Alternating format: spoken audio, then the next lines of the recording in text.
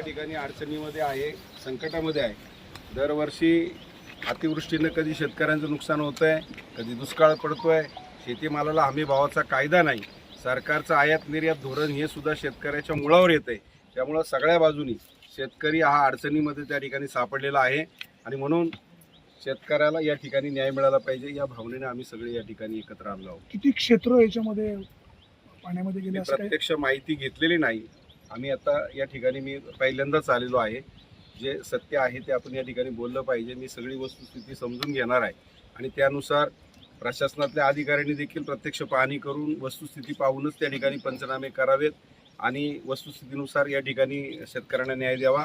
आम्ही नुसतं म्हणतोय म्हणूनही काही गोष्टी कराव्यात असं आम्ही मानणार नाही, कारण वस्तुस्थिती जी आहे ती पाहूनच त्या ठिकाणी सगळ्या गोष्टी व्हाव्यात ही देखील आमची या ठिकाणी मागणी आहे. महसूलवाले काय पंचनामे केले काय सांगितलं वस्तुस्थिती सर या ना पुढे या ना तलाठी भाऊसाहेबांना माहिती सर्कल सर्कल भाऊसाहेबांना माहिती आहे. भाऊसाहेब काय परिस्थिती? पण 4 ते 8 जुलै दरम्यान जी अतिवृष्टी झाली त्यात या नदीला पूर आला होता आणि याच्यात नदीच्या दोन्ही बाजूचे जे बाधित शेतकरी आहेत त्यांचं क्षेत्र जमीन वाहून गेलेली आहे. अशा सर्वांचे पंचनामे केलेले आहेत. संयुक्त पंचनामे केलेत कृषी विभाग, ग्रामविकास विभाग आणि महसूल विभाग आणि आज आम्ही ती यादी तहसील कार्यालयात जमा करणार आहोत. नदीच्या कडेचं क्षेत्र किती पाण्यामध्ये वाहून गेलं त्याचं काय अपडेट आहे? 3 हेक्टरपेक्षा जास्त क्षेत्र सर्व शेतकऱ्यांचं मिळून 3 हेक्टरपेक्षा जास्त क्षेत्र नदीच्या दोन्ही बाजूच्या शेतकऱ्यांचं वाहून गेलं. कुठपासून कुठपर्यंत? पिंपळगावच्या आधीतलं पिंपळगाव प्रमुख खांडके काय वस्तुस्थिती? अनेक वर्षापासून या ठिकाणी घर्षण होते, परंतु या वर्षी एवढ्या मोठ्या प्रमाणात पाऊस झालेला आहे आणि पाटबंधारे विभागाचे अधिकारी त्यांनी वरच्या केटीपासून आता इथं काही दिसत नाही, काही गेलेलं झाडी दिसतात, परंतु जे महत्त्वाचं क्षेत्र गेलेलं आहे ना, जे त्यांनी अहवाल सादर केले ते वरील केटे आपली पिंपळगावची त्या ठिकाणी आणि खालचे केटी त्या ठिकाणी आहे ना मोठ्या प्रमाणात शेती वाहून गेलेली आहे. पूर्ण गटच्या गट वाहून गेलेले आहेत. क्षेत्र किती असतं? क्षेत्र अंदाजे मला सांगता येणार नाही, परंतु आमची प्रमुख मागणी हीच आहे की त्या ठिकाणी भूमी अभिलेखच्या गवळी मॅडम आहेत त्यांना आम्ही सांगितलेलं आहे विनामूल्य आम्हाला त्या ठिकाणी मोजणी झाली पाहिजे आणि शेतकरी 1 रुपया देखील भरणार नाही आणि भविष्यामध्ये जर अशा काही त्याच्यामध्ये एकच मिनिट मी थांबवतोय. पाटबंधारे विभागाचं कुणी आहे का इथं? आहे ना, तर त्यांना आणि सांगा. पाटबंधारे विभागाला मी आवर्जून सांगतो मला ते सांगा त्यांची पूर नियंत्रण रेषा कुठे आहे? त्यांना सांगता नाही आलं मला काल. मग जर तुमच्या पूर नियंत्रण रेषेच्या आतमध्ये जर पाणी जात असेल आणि जर शेतकऱ्यांचं नुकसान होत असेल तर ही जबाबदारी कोणाची आहे? संबंधित महत्वाचा विभागाची. मुद्दा तोच आहे. पाटबंधारे विभाग असेल, महसूल असेल किंवा या सगळ्या विभागाच्या लोकांनी मिळून भूमी अभिलेखनी सुद्धा आता प्रमोदनी मागणी केली त्या पद्धतीनं हे जर शेतकऱ्यांचं नुकसान झालंय ही नैसर्गिक आपत्ती आहे आणि म्हणून शेतकऱ्यांनीच मोजणी करून घ्यायची. भूमी अभिलेखनी विना मोबदला या ठिकाणी मोजणी करून दिली पाहिजे. महसूल विभागाने रितसर पंचनामे केले पाहिजे आणि पाटबंधारे विभागाने देखील या ठिकाणी जर त्यांच्या पूर नियंत्रण रेषेच्या बाहेर पाणी जात असेल आणि शेतकरी त्यामुळे बाधित होत असतील आणि शेतकऱ्यांच्या शेतीचं नुकसान होत असेल तर मग मात्र पाटबंधारे विभागाची ही पण जबाबदारी आहे. आणि हा झाला प्रशासनाचा भाग. इथले लोकप्रतिनिधी, इथले आमदार असतील, खासदार असतील, जिल्हा परिषद सदस्य आता अतुल पारखे मला वाटते माझ्याशी बोलले, गुलाब पारखे माझ्याशी बोलून गेले. तर या तालुक्याचे आमदार असतील, खासदार असतील, यांची पण ती जबाबदारी आहे आणि त्यांनी देखील इथल्या बाधित शेतकऱ्यांना या ठिकाणी न्याय दिला पाहिजे. शासनानं, प्रशासनानं या सगळ्यांनी आणि लोकप्रतिनिधींनी याची दखल घेऊन येथील सगळ्या शेतकऱ्यांना त्या ठिकाणी न्याय दिला पाहिजे आणि हे जे काही नुकसान होतंय याच्या संदर्भात वारंवार ह्या गोष्टी घडू नये म्हणून याच्या संदर्भात देखील कायमस्वरूपीच्या उपाययोजना या ठिकाणी झाल्या पाहिजे. ही देखील आमची या ठिकाणी मागणी आहे, कारण वारंवार जर अशा गोष्टी घडत असतील तर मग मात्र शेतकऱ्यांनी हे किती दिवस सहन करायचं आणि ही जबाबदारी आता यांनी स्वीकारली पाहिजे. जोपर्यंत या शेतकऱ्यांना न्याय मिळत नाही तोपर्यंत आम्ही या ठिकाणाहून पाठीमागे हटणार नाही आणि याच्यापेक्षाही तीव्र स्वरूपाचं आंदोलन करण्याची वेळ आली तर आम्ही त्या ठिकाणी ती तयारी ठेवू. शेतकरी एकजुटीचा विजय असो. स्वाभिमानी शेतकरी संघटनेचा विजय असो. ग्राहक कल्याण फाउंडेशनचा विजय असो.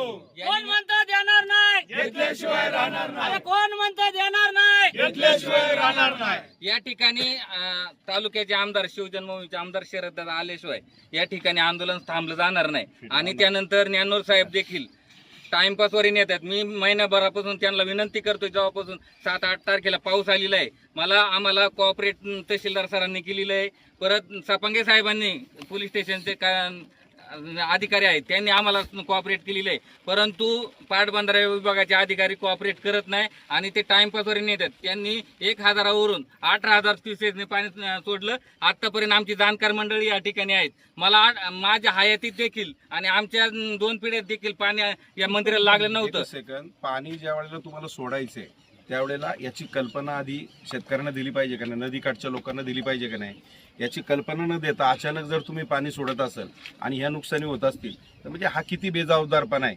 म्हणजे या गोष्टीला सुद्धा कुठंतरी या लोकांना जबाबदार धरून यांच्यावर पण कारवाई झाली पाहिजे, ही देखील आमची या ठिकाणी मागणी. म्हणजे पाटबंधारे विभाग सुद्धा बेजबाबदारपणे या सगळ्या गोष्टी जर करत असेल, या ठिकाणी हे तर नुकसान होईलच, पण याच्यामध्ये जीवितहानी होऊ शकते, जनावरं सुद्धा जाऊ शकतात शेतकऱ्यांची. त्याच्यामुळं पाटबंधारे विभागाने याची पूर्वसूचना देणं हे गरजेचं आहे आणि हे सुद्धा दिलेलं दिसत नाही. हे देखील बाब माझ्या कानावरती त्या ठिकाणी आलेले आहे, हे सुद्धा चुकीचं आहे. बेजबाबदारपणे या सगळ्या गोष्टी या ठिकाणी सुरू आहेत. त्याच्यामुळं कुठंतरी या गोष्टीला लगाम बसला पाहिजे, यांना चाप बसला पाहिजे आणि शेतकऱ्यावरती जो काही अन्याय या ठिकाणी चालू आहे हा थांबला पाहिजे. या भावनेनं आम्ही या ठिकाणी एकत्र आलेलो. तुम्ही तिघेजण अर्धनग्न झालेला आहात, पुढची भूमिका काय असणार आहे? नाही, आम्ही जलसमाधी घेऊ, म्हणजे आम्ही उड्या टाकू नदीमध्ये. आमचा जीवच त्यांना घ्यायचा असेल तर घेऊ द्या, आम्ही त्यांना इथे त्यासाठी यायचं तयार नसेल आहोत. तर आम्ही आमचा तयार जीव आहे. घेत असेल तर आम्ही तयार आहे, काय अडचण नाही. आता कोण येणार आहे, शेतकऱ्यांसाठी. कोणाची वाट पाहते, कोण येते का? आता प्रमोद कुठे गेला? सगळ्यांना या ठिकाणी कळवलेलं आहे. लोकप्रतिनिधी, आमदार असतील, पाटबंधारे खासदार असतील, विभागाचे, पाटबंधारे विभागाचे किंवा प्रशासनाच्या सगळ्या अधिकाऱ्यांना या ठिकाणी पत्रव्यवहार झालेला आहे. ज्यांना पत्रव्यवहार झालाय त्यांचीच नैतिक जबाबदारी आहे, आपण या ठिकाणी आलं पाहिजे तहसीलदार आणि साहेब, या गवळे ठिकाणी येऊन मॅडम. त्यांची भूमिका त्यांनी स्पष्ट केली पाहिजे. आम्ही याच्यासाठीच जमलोय. जर तुम्ही तिथं बसून ऑफिसमध्ये बसून फुकटचा पगार घ्यायला सोकावले असाल तर मग मात्र तुम्हालाही सरळ कसं करायचंय आम्हाला चांगलं कळतंय. वेळ प्रसंगी मग कायदा हातात घ्यावा लागला तरी आमची तयारी आहे. मग आणि तालुक्याचे लोकप्रतिनिधी, आमदार शरददादा सोनवणे किंवा खासदार असतील, जिल्हा परिषद सदस्य या विभागाचे येऊन गेलेत, त्यांची पण जबाबदारी आहे. त्यांनी पण इथं आलं पाहिजे. लोकांची मतं चालतात, तुम्हाला राजकारण करायला चालतं, पण ह्या जबाबदाऱ्या कोणी घ्यायच्या? आमची संघटना, आम्ही सामाजिक काम करणारी माणसं आहोत. राजकारण आमचा काही तुमच्यासारखा धंदा नाही. त्यामुळे तुम्ही या ठिकाणी आलं पाहिजे. लोकांची मतं घेतायत, तुमची जबाबदारी आहे. संबंधित विभागाचे प्रशासकीय अधिकारी, लोकप्रतिनिधी यांनी सगळ्यांनी या ठिकाणी आलं पाहिजे, ही आमची मागणी आहे.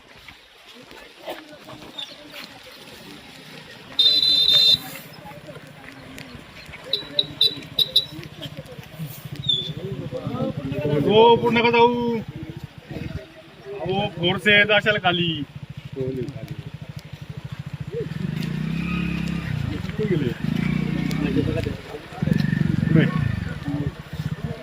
पोलीस कुठे आहे?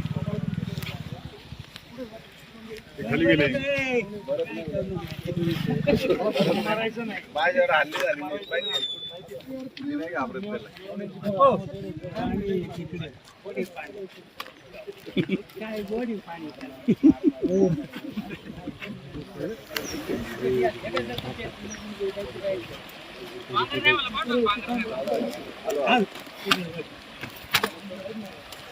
बांगर साहेब घ्या, तुमचे सहकारी गेले झाले. कारण मोठ्या प्रमाणात शेत जमीन वाहून गेलेली आहे. शिवसेनेचे आमदार शरददादा सोनवणे संतदादा इथं आल्याशिवाय मी येणार नाही.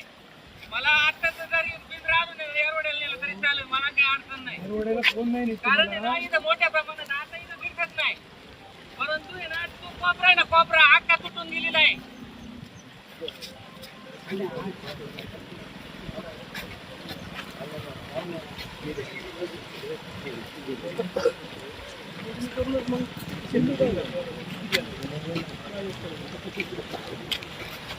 बांगर साहेबाला आला, बांगर साहेबाला आले तिकडून आलेत ते.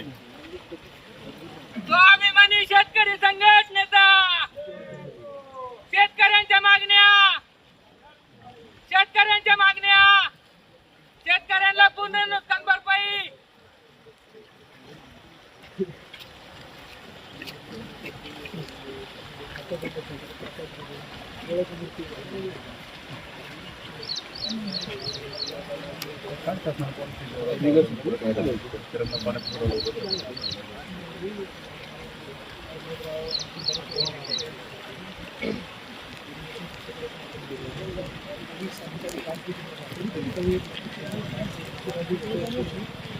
ठिकाणी संतोष दादा चव्हाण तुम्हाला विनंती करतो, कारण आहे ना आमच्या शेतकऱ्यांवर 100% अन्याय झालेला आहे. ही शेत आम्हाला नदी मोजून दिली पाहिजे. हे पाटबंधारे विभागाची जबाबदारी तहसीलदार सरांनी मोजणी करून दिली पाहिजे. शिवजन्मभूमीचे आमदार आहेत, त्यांनी देखील याच्यात लक्ष घातलं पाहिजे. टाइमपासवर कुठली गोष्ट नेली नाही पाहिजे. कारण आहे ना तिथं वरड्यांच्या जमिनी आहेत, तिकडे खांडग्याची जमीन आहेत, चव्हाणांच्या जमिनी आहेत, सगळ्या वाहून गेलेल्या आहेत. सगळ्या जमिनी वाहून गेलेल्या आहेत. पुऱ्याचे पुरे सातबारी नाहीत. काही शेतकरी रस्त्यावर आलेले आहेत. आता तुमच्या मागे शेतकरी आहे, तो अक्षरशः तिथं गोळ्या विकतोय. शेतकऱ्यांचे काय हाल ते आधी शेतकरी अडचणी शेतकरी बोलत नाही म्हणून काय टाइमपास वारी न्यायचं नसतं शासनाने. जर तुम्ही माझ्यावर केला ना, मी मंत्रालयात